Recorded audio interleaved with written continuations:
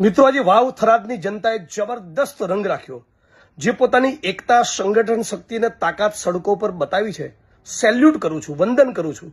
ગુજરાતની અંદર જે પ્રમાણે દારૂ અને ડ્રગ્સનો કાળો કારોબાર એ ભરડો લઈ ચૂક્યું છે, ગુજરાતની અનેક બેન દીકરી માતાઓને વિધવા બનાવી ચૂક્યું છે, ડ્રગ્સ યુવા પેઢીને બરબાદ કરી રહ્યું છે. આના મુદ્દેની એક કેમ્પેન, આના મુદ્દેના એક આંદોલનની શરૂઆત થરાદથી થઈ અને એ છતાં મને એપ્રિશિએટ કરવાના બદલે જે પ્રમાણે બદનામ કરવામાં આવ્યો, એ મારી બદનામીની વિરુદ્ધમાં તમે પોતાને માઠું લાગ્યું હોય, તમારું પોતાનું અપમાન થયું, એ રીતે તમે જે પ્રમાણે મારા સમર્થનમાં રોડ ઉપર ઉતરી આવ્યા, સમગ્ર સર્વ સમાજના વાવ થરાદના લોકોને હું વંદન કરું છું, હું સેલ્યુટ કરું છું.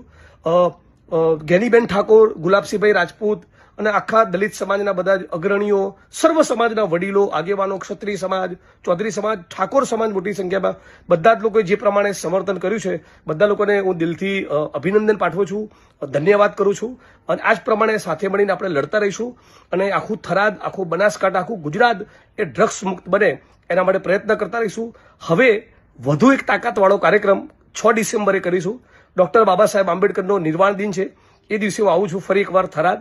તો ફરી એકવાર મોટો મોરચા માટે તૈયાર થઈ જાઓ, ફરી એકવાર તાકાત બતાવીએ, ફરી એકવાર સંગઠન શક્તિ બતાવીએ. 6 ડિસેમ્બરે સાંજે થરાદ.